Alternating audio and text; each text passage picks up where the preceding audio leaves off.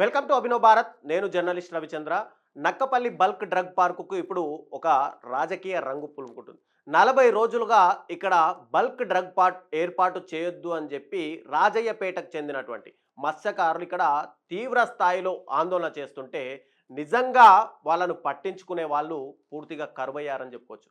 ఎలాంటి రాజకీయ ప్రమేయం లేకుండా బతకడం కోసం ఇక్కడ మత్స్యకారులు బల్క్ డ్రగ్ పార్కుకు వ్యతిరేకంగా చేస్తున్న అలు పెరుగని పోరాటానికి ఇక్కడ రాజకీయ పార్టీల మద్దతు ఒక్కసారిగా కరువు అవుతుంది. ఏ వైఎస్ఆర్సీపీ పార్టీ వచ్చి వాళ్ళకు మద్దతు ఇచ్చారు కదా, ఇటు షర్మిల కాంగ్రెస్ పార్టీ నుంచి మద్దతు ఇచ్చారు కదా అని చెప్పుకోవచ్చు. అసలు ఈ బల్క్ డ్రగ్ పార్కుకు మొదట ఎవరు బీజం పోశారు, అసలు ఈ బల్క్ డ్రగ్ పార్క్ అంటే ఏంటి అనేది మనం ఒక్కసారి తెలుసుకుంటే మన దేశంలో ముఖ్యంగా మనందరికీ గుర్తుండే ఉంటుంది. కరోనా టైంలో మన దగ్గర ఫార్మాసిటికల్కి సంబంధించి ఏవైనా మెడిసిన్స్ తయారు చేసుకోవాలంటే చాలా ఇబ్బందికర పరిస్థితులు నెలకొన్నాయి. మన దేశ ఔషధ రంగ భవిష్యత్తును పూర్తిగా మార్చే సత్తా ఉన్న మెగా ప్రాజెక్టే ఈ బల్క్ డ్రగ్ పార్క్ అనేది. కరోనా సమయంలో ఎదుర్కొన్న ఇబ్బందులను దృష్టిలో పెట్టుకొని కేంద్రం అనేది వైద్య రంగం పైన ఇక్కడ ప్రత్యేక దృష్టి పెట్టింది. కోవిడ్ టైంలో అసలు మాస్కులను కూడా భారీగా ఉత్పత్తి చేయలేని పరిస్థితుల్లో నిజంగా మన వైద్య రంగం అనేది ఉండేది. విపత్తును, ఎలాంటి విపత్తునైనా సరే ఎదుర్కోవాలి, రాబోయే విపత్తులను, ఏ దేశం నుంచి ఎలాంటి వైరస్ వచ్చినా సరే మనమే దానికి మందులు కనుక్కోవాలి అనే ఉద్దేశంతో కేంద్ర ప్రభుత్వము ఒక ప్రత్యేక ప్రణాళికలు రచింది. అందులో భాగంగానే దేశంలో అతిపెద్ద బల్క్ డ్రగ్ పార్కులను ఏర్పాటు చేయాలని అప్పట్లో భావించింది. దీనికోసం ఏం చేసిందంటే వివిధ రాష్ట్రాలకు చెందినటువంటి రాష్ట్ర ప్రభుత్వాలకు కొంతమందికి, అంటే మీ దగ్గర డ్రగ్ పార్క్ ఏర్పాటు చేసుకోవాలని మీకు ఆసక్తి ఉంటే కనుక కొన్ని రాష్ట్రం నుంచి ప్రతిపాదనలు తీసుకురావండి అని చెప్పి కేంద్రం అప్పట్లో వివిధ రాష్ట్ర ప్రభుత్వాలకు చెప్పింది. వాళ్లకు ఆ అవకాశం కల్పించింది. అయితే అప్పట్లో ఆంధ్రప్రదేశ్ రాష్ట్రము, గుజరాత్, హిమాచల్ ప్రదేశ్ లాంటి రాష్ట్రాలు, ఈ 3 రాష్ట్రాలు కూడా కొన్ని ప్రతిపాదనలతోటి కేంద్రం దగ్గరికి వెళ్తే ఆ ప్రతిపాదనలు నచ్చినటువంటి కేంద్రం ఇక్కడ ఆంధ్రప్రదేశ్లోని కాకినాడ దగ్గర ఒక బల్క్ డ్రగ్ పార్క్ ఏర్పాటు చేయాలని చెప్పి నిర్ణయించుకుంది. అసలు బల్క్ డ్రగ్ పార్క్ అని మనం చెప్తున్నాం. అసలు ఈ బల్క్ డ్రగ్ పార్క్ అనేది అంటే ముఖ్యంగా చెప్పుకోవాలంటే ఇది బల్క్ డ్రగ్ ఫార్మా అని చాలా మందికి తెలియకపోతుంది. ఇది ఒక పెద్ద ఫ్యాక్టరీ లేదా ఫార్మాసిటీ లాగా మనకు అనిపిస్తుంది.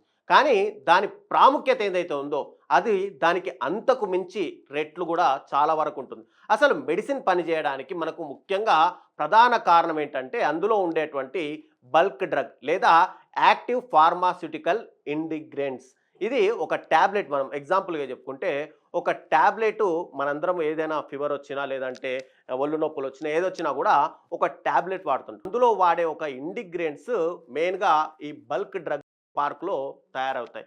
కానీ ఆ ట్యాబ్లెట్ ఆకారం, రుచి అన్ని వాతావరణానికి తట్టుకునేందుగా ఉండేందుకు దాంట్లో కొన్ని పదార్థాలను కలుపుతారు. ఈ బల్క్ డ్రగ్ పార్కు పెద్ద ఫ్యాక్టరీలలో అంటే రసాయన చర్యల ద్వారా తయారు చేస్తారు. వాటిని అక్కడ శుద్ధి చేసి ఆ నాణ్యత పరీక్షించిన తర్వాత మందులు తయారు చేసే కంపెనీలకు ఆ బల్క్ డ్రగ్ ఇంటిగ్రెంట్స్ అనేది పంపిస్తారు. ఈ కంపెనీలకు ఫార్ములేషన్ ప్లాంట్స్ అని కూడా అంటారు. ఈ ఫార్ములేషన్ ప్లాంట్లలో ఈ బల్క్ డ్రగ్స్ను ఇతర పదార్థాలతో కలిపి ట్యాబ్లెట్లు కానీ, సిరప్స్ లాంటి లేదంటే క్యాప్సల్స్ లాంటివిగా వాటిని మారుస్తుంటారు. అందుకే ఈ బల్క్ డ్రగ్ పార్క్ అనేది చాలా ఇంపార్టెంట్ అని చెప్పుకోవచ్చు. దీన్ని ముఖ్యంగా ఆంధ్రప్రదేశ్లో పెట్టడానికి ఏంటంటే ఇక్కడ కెమికల్స్ అండ్ ఫెర్టిలైజర్స్ డిపార్ట్మెంట్ అనేది కేంద్రం నుంచి ఉంటుంది. ఈ డిపార్ట్మెంట్ అనేది ఫార్మాసిటికల్స్కి సంబంధించి మెయిన్గా ఉండే డిపార్ట్మెంట్. ఇవి స్టేట్ గవర్నమెంట్ ఏదైతే ఇంప్లిమెంట్ ఏజెన్సీలు ఎస్ఐఏకి సంబంధించి legal entity and carry out scheme కింద అంటే డే టు డే ఆపరేషన్లన్నీ కూడా ఈ డిపార్ట్మెంట్ ఆఫ్ ఫార్మాసిటికల్స్ చూసుకుంటుంది. అంటే ఈ బల్క్ డ్రగ్ పార్క్ ఏర్పాటు చేయడానికి ఎక్కడ అనువైన ప్లేస్ ఉంది, అక్కడ బల్క్ డ్రగ్ పార్క్ ఒకవేళ కెమికల్స్ వస్తే కనుక అవి అక్కడ నుంచి ఎలా తరలించాలి, అక్కడ వచ్చేటువంటి కాలుష్యాన్ని ఎలా నియంత్రించాలి అనేది మొత్తం కూడా ఈ డిపార్ట్మెంట్ అనేది చూసుకుంటుంది. అయితే ఇప్పుడు ఆంధ్రప్రదేశ్లో పెడుతున్నటువంటి బల్క్ డ్రగ్ పార్క్ ఏదైతే ఉందో ఆ బల్క్ డ్రగ్ పార్క్ అనేది ఇక్కడ ఆంధ్రప్రదేశ్లో పెడితే కనుక సెల్ఫ్ రిలయంట్గా మారే అవకాశాలు ఉన్నాయి. అంటే ముఖ్యంగా మనం ఏదైనా మెడిసిన్ తెచ్చుకోవాలంటే ఇతర దేశాల మీదనే ఎక్కువగా ఆధారపడతాం. అంటే మెడిసిన్ ఇక్కడనే తయారవుతుంది ఫర్ ఎగ్జాంపుల్గా. కానీ ఏదైతే బల్క్ డ్రగ్ దాంట్లో ఇంటిగ్రెంట్స్ వాడుతున్నామని చెప్పామో అవి ఇతర దేశాల నుంచి మనము ఇంపోర్ట్ చేసుకుంటున్నాం. అలా ఇంపోర్ట్ చేసుకునే దాన్ని ఇక్కడే గనక మనమే తయారు చేసుకుంటే ఆ ఇంపోర్ట్ కాస్ట్ అనేది పూర్తిగా తగ్గిపోయే అవకాశం ఉన్నాయి. ఇక బల్క్ డ్రగ్ ఇండస్ట్రీ అనేది ఇక్కడ చూసుకుంటే down the cost of manufacturing మనమే తయారు చేసుకుంటాం కాబట్టి ఏదైతే ట్యాబ్లెట్కి అయ్యే ఖర్చు ఉంటుందో అది కూడా పూర్తిగా తగ్గే అవకాశాలు ఉన్నాయి. తర్వాత quality of raw material quality కూడా మనం చేస్తాం కాబట్టి ఇది మంచిగా ఉండే అవకాశాలు ఉన్నాయి. ఎందుకంటే ఇతర దేశాల నుంచి వచ్చిన దాంట్లో అక్కడ ఏం యూజ్ చేశారు ఏం యూజ్ చేయలేదు అనేది ఒక డౌట్ క్రియేట్ కాకుండా మన దగ్గరే అవి తయారు చేసుకుంటాం కాబట్టి ఆ డౌట్ అనేది కూడా పూర్తిగా ఇదవుతుంది. తర్వాత ఇవన్నీ కూడా competitive of domestic bulk drug industry ఇది ఇంక్రీజ్ అవుతుంది. బల్క్ డ్రగ్ ఇండస్ట్రీలో ఇవి మనం కనుక ఇక్కడే ఈ ఇంటిగ్రెంట్స్ కనుక తయారు చేసుకుంటే అక్కడ ఫార్మాసిటికల్ కంపెనీలు కూడా ఇంకా పెరిగే అవకాశాలు ఉన్నాయి. కొత్త కొత్త మెడిసిన్స్ మన దగ్గరే తయారు చేసే అవకాశాలు ఉంటాయి. మరోవైపు ఇతర దేశాల నుంచి ఇంపోర్ట్ చేసుకునే ఏదైతే కాస్ట్ ఉందో ఆ కాస్ట్ కూడా పూర్తిగా తగ్గిపోయే అవకాశాలు అయితే ఉన్నాయి. అయితే ఇది బాగానే ఉంది.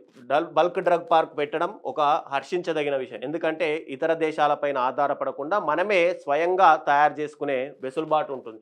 కానీ ఈ బల్క్ డ్రగ్ పార్క్ వల్ల చాలా వరకు కెమికల్ కంటమినేషన్ జరుగుతుంది అని చెప్పి అక్కడ ఉన్నటువంటి ప్రాంతాల ప్రజలు రైతులు కూడా తీవ్రంగా నిరసన వ్యక్తం చేస్తున్నారు. ఎందుకంటే ఎన్విరాన్మెంటల్ అంటే వాటర్ కన్జర్వేషన్ కూడా వాటర్ మొత్తం కూడా ఆ ఫ్యాక్టరీ నుంచి వచ్చేటువంటి కెమికల్స్ ఏవైతే ఉంటాయో అవన్నీ కూడా సముద్రంలో కలవడం లేదంటే నదుల్లో కలవడంతో అక్కడ వాటర్ పూర్తిగా దెబ్బతినే అవకాశాలు ఉన్నాయి. గ్రౌండ్ వాటర్ అనేది కూడా పూర్తిగా కెమికల్ అయ్యే అవకాశం ఉన్నాయి. ఇక ఫార్మర్స్ ల్యాండ్కి సంబంధించి రైతులకు అందరికీ కూడా ఈ కెమికల్స్ నుంచి వచ్చేటువంటి రసాయనాలతో గ్రౌండ్ వాటర్ ఇదవ్వడం వల్ల ఆ పంటలు కూడా పూర్తిగా దెబ్బతినే అవకాశాలు ఉన్నాయి. అవి కనుక మనము తింటే క్యాన్సర్ లాంటి రోగాలు అంటే స్కిన్ క్యాన్సర్ కావచ్చు ఇతర లంగ్ క్యాన్సర్లు కూడా వచ్చే అవకాశాలు ఉన్నాయి. తర్వాత గ్రౌండ్ వాటర్ పొల్యూషన్ పూర్తిగా గ్రౌండ్ వాటర్ అనేది పొల్యూట్ అయిపోతుంది. అందుకే ఇంకా తర్వాత ఎకలాజికల్ సెన్సిటివిటీ చూసుకుంటే కనుక ఇదంతా కూడా కోస్టల్ ఏరియా కాబట్టి సముద్రంలో ఉన్నటువంటి చేపలపైన అక్కడ ఉన్నటువంటి మత్స్యకారులందరూ కూడా ఆధారపడి ఉంటారు. ఇవి వాటర్ కనుక కోస్టల్ ఏరియా కాబట్టి అక్కడ కనుక వాటర్ వెళ్తే కనుక చిన్న చిన్న చేపలు కానీ మత్స్య సంపద మొత్తం కూడా పూర్తిగా అంతరించిపోయే అవకాశం. ఎందుకంటే ఇప్పటికే ఆంధ్రప్రదేశ్లో చూసుకుంటే అటు విశాఖ కానీ శ్రీకాకుళం విజయనగరం ఇటు ఎవరైతే మత్స్యకారులు ఉంటారో వాళ్ళందరూ కూడా మనం సినిమాల్లో చూస్తుంటాం రెగ్యులర్గా కూడా వినుంటాం. ఏ గుజరాత్కో లేదంటే ఇతర రాష్ట్రాలకు వెళ్ళి అక్కడి నుంచి వాళ్ళు కాంట్రాక్ట్ బేస్ల మీద పాకిస్తాన్ వరకు వెళ్ళడం సముద్ర జలాల్లోకి వెళ్ళి దొరకడం బంగ్లాదేశ్ సముద్ర జలాలకు వెళ్ళి దొరకడం. ఎందుకు వెళ్తున్నారంటే ఇక్కడ ఇలాంటి వాటర్ అంటే సరైన చేపలు వాళ్ళకు దొరక్క వాళ్ళకు రాబడి రాక వాళ్ళు దానిపైనే ఆధారపడి ఉంటారు కాబట్టి వాళ్ళ కుటుంబాలను పోషించుకోలేక ఇతర రాష్ట్రాలకు వలసలెళ్ళి అక్కడ మత్స్య సంపద మీద వాళ్ళు ఆధారపడాల్సిన అవసరం వస్తుంది. అందుకనే ఇక్కడ టోటల్గా ఇదేదైతే కాకినాడ దగ్గర ఉన్నటువంటి నక్కలపల్లి విలేజ్కి సంబంధించి ఆ చుట్టుపక్కల 16 గ్రామాల ప్రజలు కూడా ఒక హ్యూజ్ ప్రొటెస్ట్ దాదాపు 40 రోజుల నుంచి వీళ్ళందరూ కూడా ప్రొటెస్ట్ చేస్తున్నారు. మా మత్స్య సంపదని కాపాడండి, మాకు ఇబ్బందులు, మేము దీని మీదే జీవనాధారం పొందిన వాళ్ళము, మాకు ఇది కాకపోతే వేరే పని చేత కాదు కాబట్టి మమ్మల్ని కాపాడండి అని చెప్పి వాళ్ళందరూ కూడా హ్యూజ్ ప్రొటెస్ట్ చేస్తున్నారు. పబ్లిక్ కూడా అపోజ్ చేస్తున్నారు. ఎందుకంటే ఇది కేవలం మత్స్య సంపదకు సంబంధించిందే కాదు అగ్రికల్చర్ కానీ ఫిషింగ్ కానీ టోటల్గా అందరూ కూడా అక్కడ ఉన్నటువంటి ప్రతి ఒక్కరు కూడా దీని ద్వారా హెల్త్ పాడవుతుంది, ఇన్కమ్ అనేది పూర్తిగా వాళ్ళకు తగ్గిపోయే అవకాశం ఉన్నాయి కాబట్టి వాళ్ళందరూ కూడా ఇక్కడ ప్రొటెక్ట్ చేస్తున్నారు. ఇక హెల్త్ రిస్కులు మనం ఇందాక మాట్లాడుకున్నట్టు ఫార్మాసిటికల్కి సంబంధించి ఏవైనా కెమికల్స్ కనుక సముద్ర జలాల్లో ఫర్ ఎగ్జాంపుల్ మాట్లాడుకుంటే హైదరాబాద్ మూసీ నది అంటే అది ముచ్చుకుందా నది అని చెప్పి ఒక పవిత్రమైన నదిగా భావించేవాళ్ళు. అలాంటి ముచ్చుకుందా నది ఈరోజు ఆ చుట్టుపక్కలకి వెళ్ళాలంటేనే ముక్కు పట్టుకొని వెళ్ళాల్సిన పరిస్థితి. దీనికి కారణం ఎవరు? అక్కడ ఉన్నటువంటి ఫార్మాసిటికల్ కంపెనీలు. వాటి నుంచి వచ్చే వ్యర్థాలన్నీ కూడా ఆ ముచ్చుకుందా నదిలో పూర్తిగా పంపేయడంతో అది కాస్త మూసీ నదిగా ఆ మూసీ నది దగ్గరికి చుట్టుపక్కలకి వెళ్ళడానికి కూడా పూర్తిగా వెళ్ళలేని పరిస్థితి కూడా నెలకొంది. అలాంటి పరిస్థితులు ఇక్కడ ఈ ఫార్మాసిటికల్ కంపెనీల వల్ల వస్తాయని చెప్పి అక్కడి ప్రజలు కూడా ఇబ్బంది పడుతున్నారు. అయితే ఇక్కడ మొత్తంగా చూసుకుంటే ఈ బల్క్ డ్రగ్కి సంబంధించి దాదాపుగా కేంద్ర ప్రభుత్వము దాదాపు 1,75,000 కోట్ల రూపాయలు ఫైనాన్షియల్ ఇయర్కి సంబంధించి విడుదల చేస్తామని చెప్పారు. ఇది ఏం చేశారంటే మొదటగా కాకినాడ దగ్గర ఈ బల్క్ డ్రగ్ పార్క్ ఏర్పాటు చేయాలని చెప్పి మొదటి ప్రపోజల్ అయితే వచ్చింది. ఆ మొదటి ప్రపోజల్ వచ్చిన తర్వాత అప్పటి ఉన్నటువంటి రాష్ట్ర ప్రభుత్వం దీని గురించి మాట్లాడేటప్పుడు అప్పటి ప్రభుత్వం ఏంటంటే కాకినాడ దగ్గర వద్దు, రాష్ట్రానికి సంబంధించిన భూములన్నీ కూడా నక్కలపల్లి ఏరియాలో ఉన్నాయి కాబట్టి అక్కడ పెట్టండి అని చెప్పి వీళ్ళు ప్రపోజల్ పంపిస్తే తర్వాత అక్కడ ఫ్యాక్టరీని ఏర్పాటు చేయడానికి కేంద్రం ఆర్డర్స్ అయితే ఇచ్చింది. అసలు ఏంటి అనేది మనం చూస్తే కనుక టోటల్గా చూస్తే ఆంధ్రప్రదేశ్ రాష్ట్రము ఇక్కడ ఫస్ట్ బల్క్ డ్రగ్ పార్కుకి సంబంధించి కేంద్రము నీతి ఆయోగ్ పథకం ప్రకారము కొన్ని రాష్ట్రాలకు ఆర్డర్స్ అయితే పంపించింది. దాంట్లో ఆంధ్రప్రదేశ్కి సంబంధించి మొదటగా 2045 ఎకరాలకు సంబంధించి కేపీపురం కోదాడ డిస్టిక్ అంటే ఈస్ట్ గోదావరి డిస్టిక్ అంటే కాకినాడ దగ్గర ఈ ఫ్యాక్టరీ పెట్టాలని చెప్పి ఒక ప్రపోజల్ అయితే ముందుగా ఇచ్చారు.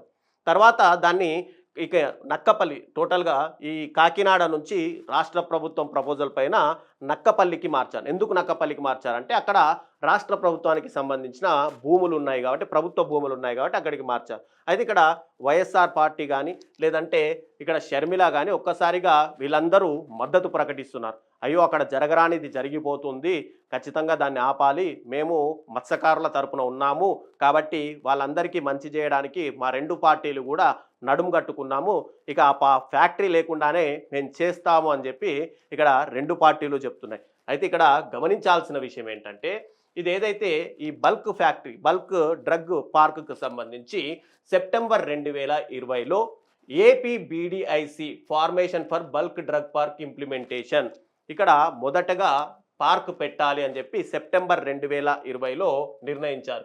ఏంటి ఏపీడీఐసి అంటే కనుక Andhra Pradesh bulk drug infrastructure corporation limited అనేది ఇక్కడ పెడదాము అని చెప్పి ఒక ఇంప్లిమెంటేషన్ ప్రపోజలు రాష్ట్ర ప్రభుత్వానికి తీసుకొచ్చింది. ఇక్కడ అందరూ గుర్తుపెట్టుకోవాల్సింది సెప్టెంబర్ 2020 అప్పుడు అధికారంలో ఉన్నది ఎవరు? ఖచ్చితంగా వైఎస్ జగన్మోహన్ రెడ్డి. మరి ఇక్కడ అదే పార్టీకి సంబంధించి మేము వాళ్ళందరికీ కూడా తోడుగా ఉంటాం, అక్కడ ఫ్యాక్టరీ రాకుండా చేస్తామని ఇదే వైఎస్ఆర్సీపీకి సంబంధించిన నాయకులు జగన్మోహన్ రెడ్డి కూడా ప్రతిసారి స్టేట్మెంట్లు ఇస్తున్నారు. మరి ఈ అప్రూవల్ జరిగింది పీరియడ్ ఆఫ్ జగన్మోహన్ రెడ్డి సీఎంగా ఉన్నప్పుడు. అయితే ఆగస్టు 2020లో సెంటర్ అప్రూవల్ ఇచ్చింది. ఏంటంటే డిపిఆర్ ఫర్ కాకినాడ సైట్లో ఈ బల్క్ డ్రగ్ ఫ్యాక్టరీ పెట్టుకోండి అని చెప్పి. తర్వాత మార్చి 2020లో ఫస్ట్ సెంట్రల్ ఫండ్ ఇన్స్టాల్మెంట్ అనేది రిలీజ్ చేశారు. తర్వాత అక్టోబర్ 13, 2023లో ఏపీ గవర్నమెంట్ ఏంటంటే రిక్వెస్ట్ చేసింది, ఇందాక మాట్లాడు కాకినాడలో వద్దు నక్కపల్లి దగ్గర పెట్టండి అని చెప్పి. అప్పుడు దాన్ని నక్కపల్లికి షిఫ్ట్ చేయడానికి ఇక్కడ స్టీరింగ్ కమిటీ అనేది ఒకటి సెంట్రల్ గవర్నమెంట్ ఒక కమిటీని ఏర్పాటు చేసి నక్కపల్లి దగ్గరకు వచ్చి వాళ్ళందరూ కూడా అక్కడ పరిసరాలను పరిశీలించి ఇదంతా ఓకే పెట్టడానికి అనువైన ప్రదేశం అని చెప్పి ఆ కమిటీ కూడా అప్రూవల్ అయితే ఇచ్చేసింది. తర్వాత సెప్టెంబర్ 22, 2023 ఏపీ గవర్నమెంట్ ఒక జీవో అప్రూవల్ ఇచ్చింది. ఏంటంటే రీలొకేషన్ చేయండి అని చెప్పి ఏపీ గవర్నమెంట్ ఇచ్చింది. తర్వాత డిసెంబర్ 7, 2023లో department of pharmaceutical approved revised DPR to Nakkapalli సైట్లో అప్రూవల్కి ఇక్కడ ఫార్మాసిటికల్ కూడా అప్రూవల్ ఇచ్చింది. జనవరి 2, 2024లో అడ్మినిస్ట్రేటివ్ శాంక్షన్ ఏపీ గవర్నమెంట్కు దాదాపుగా 1876.66 కోట్ల రూపాయలని కేంద్రం ఫస్ట్ విడతగా రిలీజ్ కూడా చేసింది. తర్వాత మార్చ్ 2024లో టెండర్లు ఇన్వైట్ చేశారు. అక్కడ ఫ్యాక్టరీ పెట్టడానికి ప్రైవేట్ వ్యక్తులను వచ్చి టెండర్లు వేయాలి, ఆ కన్స్ట్రక్షన్ చేయాలి అని చెప్పి. కానీ అప్పుడు టెండర్లలో ఎవరు కూడా పాల్పంచుకోలేదు. ఇక మార్చ్ 2026లో planned completion account of relocation delay, అప్పటి నుంచి అది డిలే అవుతూనే వచ్చింది. తర్వాత రాష్ట్ర ప్రభుత్వాలు మారిపోయాయి. అయితే మార్చ్ 2026 వరకు ఆ డ్రగ్ ఫ్యాక్టరీ మొత్తం కూడా పూర్తిగా కంప్లీట్ చేయాలని చెప్పి వీళ్ళు ఒక లక్ష్యం అయితే పెట్టుకున్నారు. అయితే ఆంధ్రప్రదేశ్ యాజ్ ఇస్తూ టెండర్స్ మళ్ళీ ఒకసారి టెండర్లను అయితే పిలిచింది. కానీ ఇప్పటి వరకు కూడా టెండర్లు అయితే రాలేదు. మరి సెంట్రల్ గవర్నమెంటే దీన్ని టేకప్ చేస్తుందా లేదంటే రాష్ట్ర గవర్నమెంట్ దీన్ని టేకప్ చేస్తుందా అనేది చూస్తే కనుక దీని టార్గెట్ మాత్రం మార్చ్ 2026 వరకు అయితే ఖచ్చితంగా ఉంది. మరి అంతలోపు ఈ నిర్మాణాలు పూర్తవుతాయంటే అయ్యే అవకాశాలు అయితే ఖచ్చితంగా లేవు. ఎందుకంటే ఇంకా 4-5 నెలల సమయమే ఉంది. మరోవైపు అక్కడ ఉన్నటువంటి మత్స్యకారులు, రైతులు, 16 గ్రామాలకు సంబంధించిన ప్రజలందరూ కూడా ప్రొటెస్ట్ చేస్తున్నారు కాబట్టి అది జరిగే అవకాశాలు ఉన్నాయా అంటే జరిగే అవకాశాలు లేవు. కానీ ఏదైతే వైఎస్ఆర్సీపీ పార్టీ చెప్తుందో వాళ్ళే అప్రూవల్ ఇచ్చి ఇప్పుడు వాళ్ళే అపోజ్ చేస్తున్న పరిస్థితి అయితే ఇక్కడ రాష్ట్రంలో నెలకొంది. కాబట్టి ఇప్పటికైనా కూటమి ప్రభుత్వం అధికారంలోకి వచ్చింది కాబట్టి అక్కడ ఉన్నటువంటి మత్స్యకారులందరినీ కూడా వాళ్ళ జీవనోపాధి కోసం ఆల్టర్నేట్ చూయించడమా, లేదంటే ఈ నక్కపల్లి కాకుండా వేరే ప్రాంతాలకు ఏమైనా షిఫ్ట్ చేసే అవకాశాలు ఉన్నాయా, లేదా వాళ్ళకే ఏదైనా కాంపెన్సేషన్ కింద ఇవ్వడమా అనేది పూర్తిగా ప్రభుత్వం ఆలోచించాలి. కానీ ఇక్కడ గవర్నమెంట్ ల్యాండ్ కాబట్టి ప్రభుత్వము మా సొంత భూమిలోనే మేము నిర్మాణాలు చేసుకుంటాము అంటే మాత్రం చుట్టుపక్కల ప్రాంతాల ప్రజలకు సంబంధించి వాళ్ళ జీవనోపాధి పూర్తిగా దెబ్బతినే అవకాశాలు ఉన్నాయి. కాబట్టి కూటమి ప్రభుత్వం దీని గురించి ఒక కమిటీని వేసి ఈ ఆడిట్ ఏదైనా చేసి ఖచ్చితంగా వాళ్ళకి ఆల్టర్నేట్ చూపిస్తే కనుక వాళ్ళు కూడా అపోజ్ చేసే అవకాశాలు తక్కువగా ఉంటాయి. దీని మీద ప్రభుత్వం ఎలా నిర్ణయం తీసుకుంటుంది అనేది వెయిట్ చేసి చూడాల్సింది.